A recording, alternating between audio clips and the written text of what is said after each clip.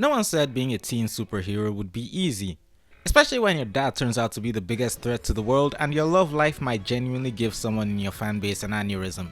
So, just for fun, we're going to be pitting two heroes against each other. One at the end of his journey and one... I have no idea when Miraculous might actually end.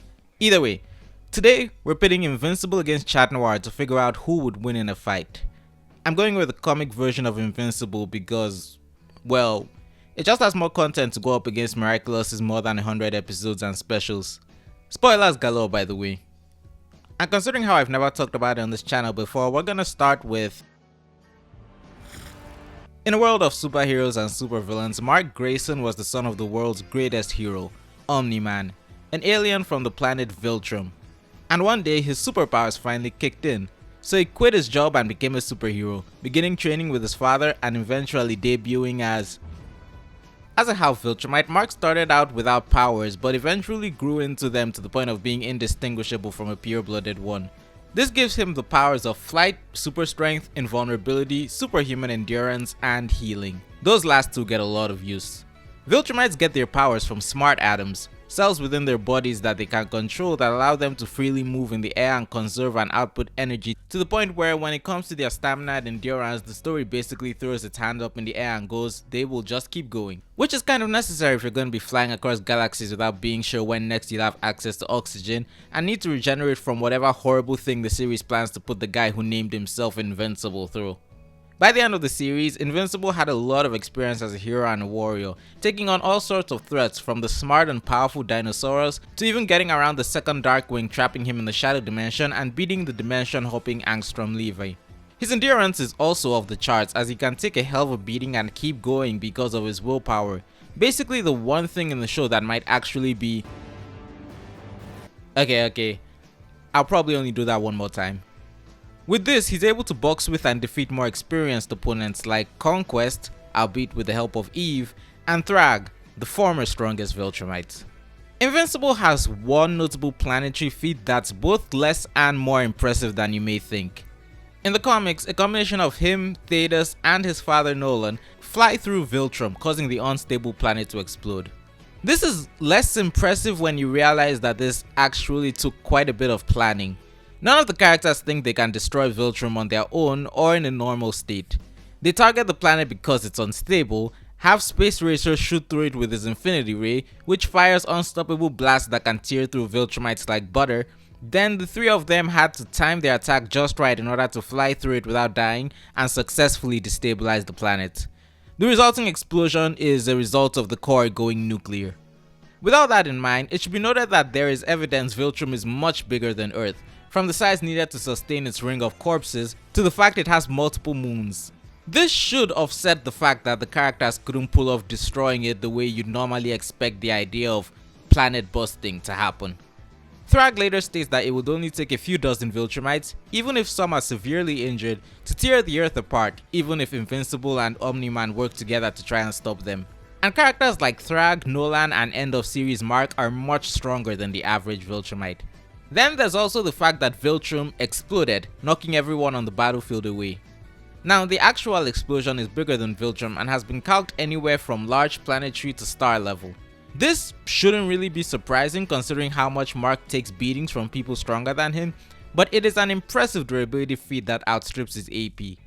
Even if you want to assume that this isn't an unambiguous planetary durability feat because of all the characters that are able to survive it, Thrag later kills Nolan by ripping him apart with his bare hands. Then Mark fights and kills him, though he makes use of Robot's strongest armor to do so, while they fight on the sun. This makes me a lot more confident in putting Mark in the planetary plus range of power by the end of the series. Overall, this would put his attack potency in the planetary to even large planetary ranges with higher durability, bolstered by his inhuman endurance and stamina. Now for the thing that really breaks Invincible scaling, speed. Invincible characters, especially at the end of the series, often traverse large distances in space, which leads to some extreme scaling. The most famous is Nolan's flight to the alien bug planet where the mantis race live in the week. This planet is in the Virgo supercluster, 65 million light years away from Earth. Take all this into account and the feat has been calced to over 3.3 billion times the speed of light. As you can imagine, this makes the fights in this series kind of annoying to contemplate. But Mark does directly tell Rex that when he's holding back, he doesn't move as fast as he normally does. Also, this note indicates that this level of speed is actually a result of time dilation, and without it, Viltrumites can only travel about 4 to 10 light years in 2 weeks.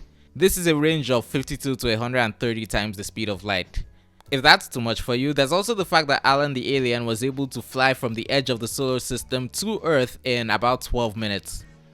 Depending on where you think outside the solar system starts, this means his speed can be calced from over 20 times the speed of light to just under 2,500 times. Alan was also able to react to a Viltrumite spaceship, and the people inside had such fast reaction speeds as to notice him, stop, and go out to fight him. This is a ship meant for interstellar travel, which means it's definitely much faster than light. So speed-wise, Invincible, who at this point scales to or above everyone I've mentioned so far, is at least massively FTL. So, now that we've gotten around Image Comics Superman, let's see how Zagton's Black Cat measures up.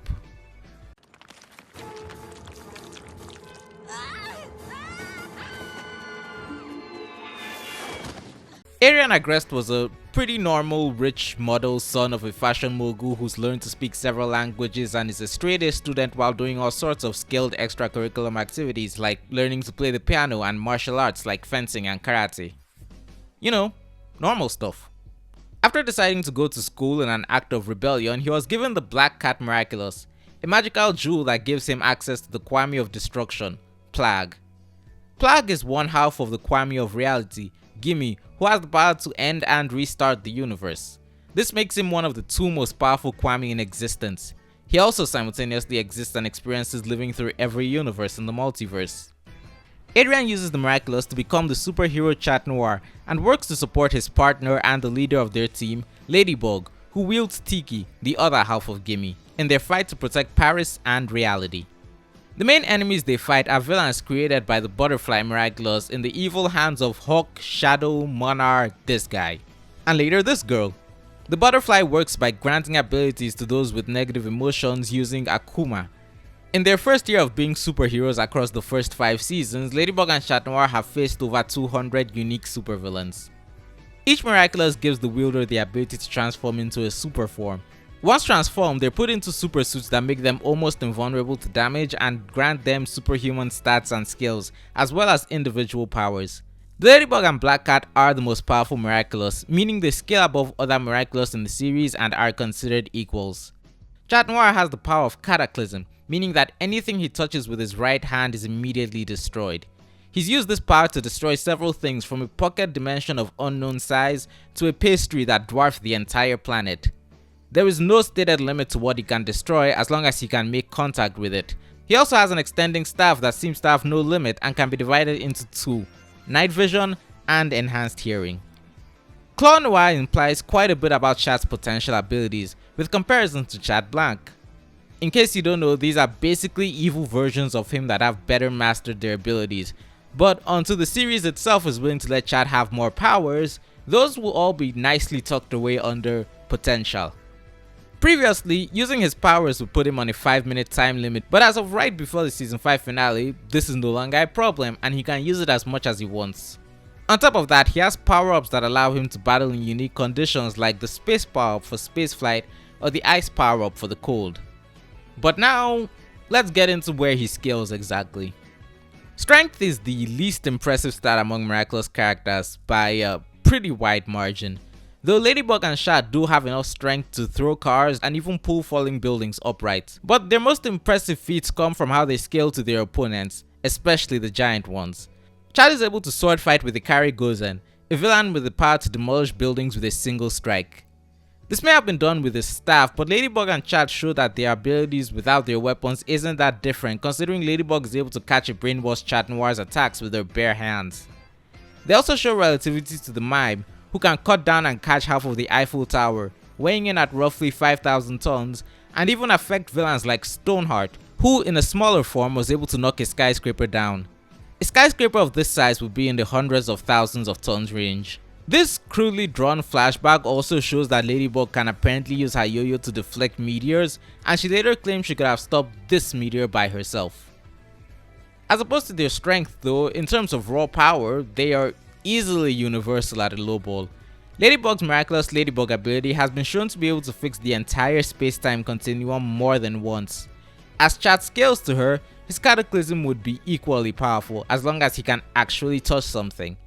Some of the show's most insane feats come from a specific villain, Star Train. She was created by a rogue Akuma transforming a woman who feared she'll never achieve her dreams into a whatever this thing is. She immediately took control of the train she was driving from Paris to London and flew it to another galaxy. Yes, this is another galaxy traveler. In a couple minutes, she gets this close to what we can safely assume is the Andromeda Galaxy. This would put her travel speed at over 189 billion times the speed of light if we assume the episode happened in real time. Later, Pegasus, a superhero using the horse Miraculous, shoots his power from inside the train to significantly ahead of it so it can create a portal back to Earth.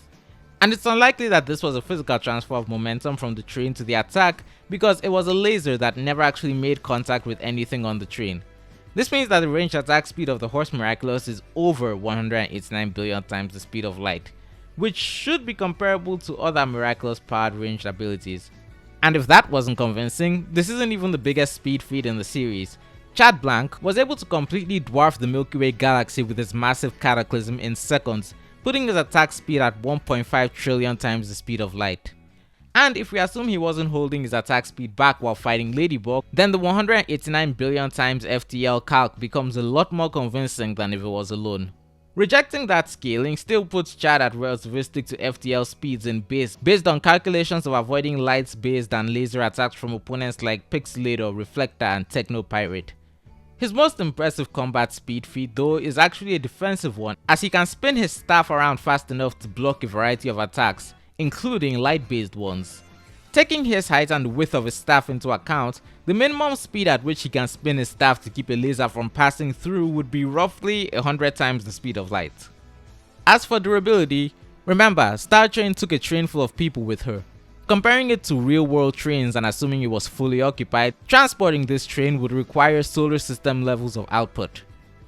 It is consistently said that stronger negative emotions allow the butterfly to create stronger villains, and Star Train's negative emotions are not the strongest ones the heroes have had to deal with. So creating solar system level villains is within the butterfly's power and would generally scale the other Miraculous to it. So when we move on to season 5, where two heroes who are able to tank an attack from Kiko, a kickboxer turned giant bear with two Miraculous, one of which was the Tiger, a Miraculous with the power to hit really hard, you can see why this would put their durability at least solar system level. And if you don't want to accept that, the next greatest feat to compare it to is Stormy Weather 2 creating a super volcano powerful enough to move the Earth out of orbit while she spent most of her time fighting Ladybug and Chat Noir. A feat that has been calced from planet plus to large planet level depending on who you ask. Taking all this into account, it's actually pretty understandable that Chat was able to be caught at the edge of an explosion several times the size of the Earth and later show up unharmed. So, with all that out of the way, we can now discuss who wins and how, and why it's Chat Noir. Invincible is a great fighter with far more experience, but Chad is operating at over 50 times the speed of anything calculated for him. Add to that greater durability than anything Markus faced before and the Viltrumite really stands no chance, especially with Chad's cataclysm in the mix. No amount of endurance will save you from disintegration. Even if he tried to remove the Miraculous, as I'm sure at least one person in the comments will bring up, this requires him to A. Figure out that that's the source of his power, B. Catch someone significantly faster than him, and C. Touch the source of Chat Noir's cataclysm, which will instantly kill him. Sure, Mark can fly, but Chad is capable of doing the same as soon as he feels the need to, and that just takes away all of Invincible's advantages besides overwhelming physical strength. Now, some people don't believe the more extreme speed scaling for these characters should be applied to their combat speed. But even if you want to take all that out, Chad still has the advantage. Here, Mark is faster. Probably. He's somewhere between above 20 to 2000 times the speed of light. On one hand, that's mostly more than 100, but on the other, when I say outside the solar system, most people think of Pluto, not the Oort cloud. Regardless, that doesn't do anything to mitigate the durability difference. and all Chad needs to do is touch him once. Not that it'd be easy, Mark would notice the weird black energy on his hand and be smart enough to avoid it. Though I'm gonna say something that might be controversial, Adrian is probably a more skilled fighter. He's learned 2 martial arts to the point of being able to keep up with professionals with superpowers, and frankly has better displays of skill than Mr. Flying and Punch over here. But regardless of whether or not you think I'm wrong, I'm willing to give Chad the advantage here, not because of any skill difference, but because he's still the only one who has a reliable way to hurt his opponents. Between the significant speed difference, the astronomical durability difference, and the fact that anything he touches dies, Chat Noir would ultimately beat Invincible more often than not. But hey, you might think I'm wrong, so feel free to tell me so in the comments, and while you're down there, don't forget to hit the like button, yes, even if you think I'm wrong, and subscribe for more content. Or check out my previous power scaling videos. I put Ladybug and Chat Noir up against Jujutsu Kaisen to see who has the better hacks abilities, and the answer may or may not surprise you. Shout out to my patrons A and Skyman. Thank you and good day.